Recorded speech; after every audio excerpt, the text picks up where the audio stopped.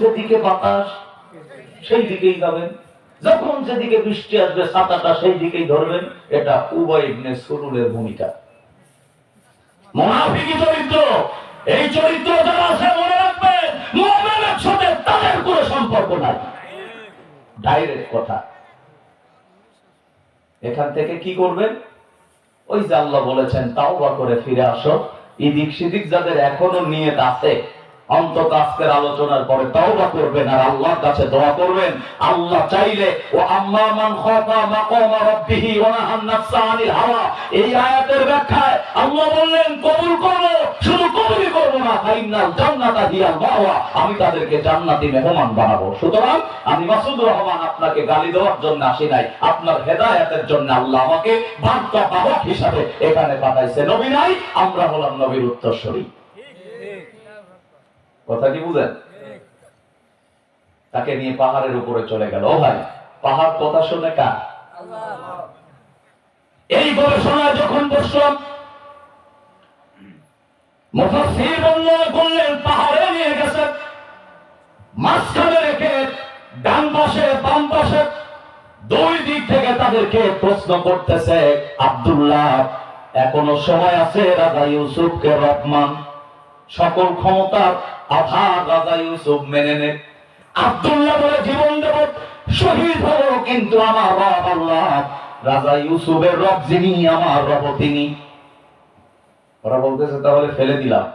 আর আল্লাহ বললেন পাহাড়ে যেই পয়গম্বরকে আল্লাহ দায়িত্ব দিয়েছেন, আমি তাফসীরে পড়লাম এই পয়গম্বরের নাম হলো হযরতে ইলিয়াস আলাইহিস সালাম। মনে রাখবেন যুগ যুগ ধরে পাহাড়ে যার নেতৃত্ব চলে আল্লাহ পয়গম্বর, আওয়াজ করে বলেন নাম কি? হযরতে ইলিয়াস আলাইহিস সালাম। আল্লাহ রাব্বুল আলামিন পয়গম্বরকে ডেকে বললেন, ও পয়গম্বর ইলিয়াস, দেরি করো না, ওরা যখন ফেলে দেবে তুমি আস্তে করে হাত দিয়ে ধরে রাজা ইউসুফের রাজ দরবারের সামনে গেটের সামনে রাখবা। আর আব্দুল্লাহকে বলবা সে যেন একটা সালাম দেয়। আব্দুল্লাহকে রেখে উনি যখন চলে গেছে, আব্দুল্লাহ এক সালাম দিয়েছে। রাজা ইউসুফ বলে তুমি কে? উনি বলতেছেন আমি আব্দুল্লাহ। কেমনে বাঁচলি? আওয়াজ করে বলতেছেন বাঁচানোর মালিক আমার আল্লাহ। জোরে বলেন বাঁচানোর মালিক কে? আর আওয়াজ করে বলেন কে? আমাদেরকে বাঁচান কে? খাওয়ান কে? না আমার আব্বা খাওয়ায়, নেতা খাওয়ায় না, আলাল্লাহি রিজকুহা, রিজিকের মালিক আল্লাহ। দুনিয়ার কেউ আমাকে খাওয়াতে পারে না। সব নিয়ে এসে সামনে রাখলেন, কিন্তু পেটের ভেতর দিয়ে ঢুকে না। এরকম দৃশ্য দেখেন নাই? বাজেট শেষ, ডেকে বলতেছেন যারা তোমাকে নিয়ে গেল ওদের অবস্থা আল্লাহ বালিশ ছাড়া শোয়া দিছে। সুবহানাল্লাহ। রাজা ইউসুফ বলে আমার আর যারা আছো ওকে আবারও ধরো, সমুদ্রের মধ্যে নিয়ে যাও। সমুদ্রে যাওয়ার সুযোগ আপনাদের না হলেও আমি সমুদ্রে যাইনি, তবে কাছাকাছি গেছি। বিগত 7 বছর ভোলার লালমোহন যারা ইলিশ শিকার করে সমুদ্রে, আমি একেবারে কাছাকাছি। আল্লাহ বাঁচালে এবারও যাবো ইনশাল্লাহ, ফেব্রুয়ারির 10-11। 4 দিন ব্যাপী প্রোগ্রাম। আল্লাহর এই গোলামকে এই 7 বছর প্রতিদিন 2 দিন করে আমাকে রাখা হয়। প্রথম দিন যেতে যেতে সন্ধ্যা হয়, পরের দিন সকাল বেলায় ইলিশ শিকার করে এক জেলে আছে, নাম হলো জসিম। তুমি আগের দিন এসে বলেন হুজুর আগামীকাল কোথায় যাবেন? তা আমি একদিন আবেগে প্রশ্ন করলাম, ভাই তোমার যে ট্রলার তাতে 2টা করে মেশিন চলে বড় বড়, আমাদেরকে নিয়ে তুমি ঘোরো, তোমার খরচ হয় না? তুমি আমাকে বলতেছে হুজুর আল্লাহ দিলে আর আলেমদের দোয়া থাকলে এগুলা কিছুই না। কেমনে? তো বলতেছে হুজুর এই যে গত 5 দিন আগে সাগরে গেলাম, একবার জাল শুধু টেনে তুলছি 17 লক্ষ টাকার ইলিশ পাইছি। সুবহানাল্লাহ বলবেন না? কত লক্ষ টাকা? আমি শুনে যথারীতি অবাক, বলেন কি? আমি বললাম ভাই আমার খুব আশা যে একটু মনপুরা নদী দেখবো। মনপুরা একটা সিনেমা আছে না? উনি আমাকে বলতেছে হুজুর এই নদীতে যাবেন, তবে সময় লাগবে কত জানেন? কত? 3 থেকে 3.5 ঘন্টা মিনিমাম, যদি 2টা মেশিন আমি ফুল স্পিডে চালাই। তা আমি বললাম এত দূর গেলে আপনার মেলা খরচ হবে না? তা আমাকে বলতেছে আপনি আমার নৌকায় উঠবেন, এটা আমার সৌভাগ্য। আমি সকাল 7টায় আসবো, আপনি রেডি থাকবেন। আমি তো আবেগে আপ্লুত।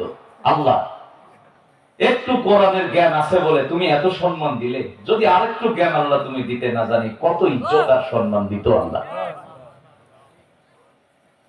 আমি সকালে ফজর পরে একটু শুয়েছি, ও এসে ডাকাডাকি করতেছে। উঠলাম, আমাকে বললেন হুজুর নাস্তার ব্যবস্থা আমি করছি, একটু খেয়ে নেন, আমরা একসাথে যাব, মনপুরা নদী দেখবো, আরো সামনে চর আছে, আপনাকে মহিষের দুধ খাওয়াবো, এরপরে নিয়ে আসবো ইনশাল্লাহ, আল্লাহ যদি আমাদেরকে হায়াত দেন। আমি বললাম আলহামদুলিল্লাহ। বের হয়ে গেলাম সকাল 7টায়, নৌকায় চললাম 8টায়, রওনা দিলাম। 2.5 ঘন্টা যখন নৌকা চলে, আমি একটু বাহিরে এসে চারিদিকে তাকায় দেখি শুধু পানি আর পানি। তখন আমার এই আয়াতের কথা মনে হয়েছে, বাপ, যেখানে যদি নৌকা না আমার শত্রু হয় আর আমাকে যদি এখানে ফেলে দেয়, আমার বাবা মা আত্মীয় স্বজন কেউ কোনোদিন আমার খবর পাবে না। সেখানেও যিনি আমাকে দেখবেন, বাঁচানোর ক্ষমতা রাখেন, তিনি কে? আল্লাহ। যেমনটা বাঁচিয়েছিলেন হযরতে ইউনূস আলাইহিস সালামকে। তিনি 3টা অন্ধকারে পড়ে গিয়েছিলেন, রাতের অন্ধকার, মাছের পেটের অন্ধকার, পানির নিচের অন্ধকার। তাফসীরে পড়েছি ইউনূস নবীকে যেই মাছটা খাইছে, ওই মাছকে আবার আরেকটা মাছ খাইছে। পয়গম্বর চিন্তা করলেন, আল্লাহ, এখান থেকে আব্বাকে ডাকলে পাবো না, মাকে ডাকলে ও আমাকে বাঁচাইতে পারবে না, তুমি আমার রব, তুমি ছাড়া বাঁচানোর কে আছে? তিনি বারবার করে পড়েছিলেন, ওই যে আমরা দোয়া ইউজ করি না, লা ইলাহা ইল্লা আনতা সুবহানাকা ইন্নী কুনতু মিনাজ জালিমিন। আল্লাহ তার ডাকটা কবুল করে বলেছিলেন, পয়গম্বর আমার বিপদে পড়ে ডাকছে আমাকে, আমাকেই তাকে বাঁচাতে হবে। আল্লাহ কবুল করে আয়াত নাযিল করে দিলেন, ফাস্তাজাবনা লাহু ওয়া নাজাইনাহু মিনাল গাম্মি ওয়া কাযালিকা নুনজিল মুমিনিন। আল্লাহু আকবার। শাসন মানে মাছ এসে সমুদ্রের কিনারে ইউনূস নবীকে উঠায় দিয়েছিলেন, সমুদ্রের ভেতরে নিয়ে গেছে। রাজা বলতেছে, ওখানে গিয়ে প্রশ্ন করবা 3টা, জবাব দিলে ফিরাই নিয়ে আসবা, আর যদি আমাকে রব না মানে মেরে দিবা। আল্লাহ বললেন, এই পাগলা, সমুদ্র যার নেতৃত্বে আমি চালাই। সমুদ্রের ভেতরে একজন পয়গম্বরকে আমি আল্লাহ রেখেছি, তিনার নাম হলো হযরতে খিজির আলাইহিস সালাম। কি নাম? এর আগে জানতেন? 2-4 জন জানতেন, বেশি লোকই জানতেন না। তাহলে পাহাড়ে যিনি রাজত্ব করেন, আল্লাহ যার নেতৃত্বে পয়গম্বর আল্লাহ রাব্বুল আলামিন রেখেছেন, তিনার নাম হলো ইলিয়াস আলাইহিস সালাম। আর সমুদ্রের ভেতরে যে পয়গম্বর থাকেন, তিনার নাম হলো হযরতে খিজির আলাইহিস সালাম। আল্লাহ বললেন, ওরা যখন তাকে ফেলে দেবে, তুমি ধরে নিয়ে আস্তে করে রাজার রাজ দরবারে নিয়ে আসবা, আর ওদেরকে ঝাঁকুনি দিয়ে লঞ্চটাকে, স্টিমারটাকে চিরতরে নিমিষেই শেষ করে দিবা। অহংকার করার কারণে টাইটানিকের যা হয়েছিল মনে আছে আপনাদের? একই অবস্থা। এখন এই গোলামটার কি হবে? গোলামটা বাঁচবে না মরবে, তার আগামীর কি অবস্থা জানার দরকার আপনাদের আছে? কথা বলেন, আছে? রাত তো 12:30 বাজে ভাই, লোক তো উঠে না। আমার জন্য না তাওয়ারুকের জন্য? কিসের জন্য? কোরআনের কথা না তাওয়ারুকের জন্য? যদি তাওয়ারুকের জন্য হয় 1 মিনিটের কথা বলবো না। চাচা আমাকে আগেই বলেছিলেন, বাপ, এলাকায় যা প্রোগ্রাম আছে লোকজন শোনেনি। চাচা আমি তো দেখতেছি লোক উঠে না। মনে নাই? যাক, আলহামদুলিল্লাহ, এটা আমার কৃতিত্ব না, আল্লাহর কালাম কোরআনের কৃতিত্ব, ঠিক না? আল্লাহ আমাদেরকে কোরআন বুঝার তৌফিক দান করুন, পড়ি আমিন।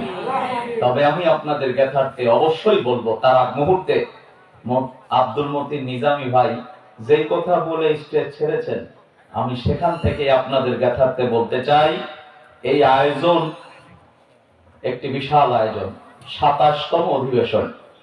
এই 27তম অধিবেশন, এটাকে করতে প্যান্ডেল, লাইট, মাইক, বক্তা সবকিছু সমন্বয় একটা বিগ অ্যামাউন্ট খরচ আছে। এজন্য আমি আপনাদের জ্ঞাতার্থে সামান্য কিছু সময়ের জন্য একটু সহযোগিতা চাই। আমি বলবো না আল্লাহর রাস্তে দেন, আল্লাহ ফকির না। আল্লাহ ফকির? কোরআনে বলতেছেন আল্লাহু গনি, আল্লাহ বলেন গনি, তার মানে ধনী। আর আমরা যারা আছি, আল্লাহ বললেন ওয়া আনতুমুল ফুকারা, পুরুষ যারা আছেন সব ফকির, আর মা বোন যারা আছে আস্তে করে কোন, তারা সব ফকির নেই। তারা কি? যেটার পুলিঙ্গ আছে ওটার স্ত্রীলিঙ্গ আছে, আছে না? এজন্য পাশেই মা বোন নাকি যাওয়ার সময় আমার অসুবিধা আছে তো।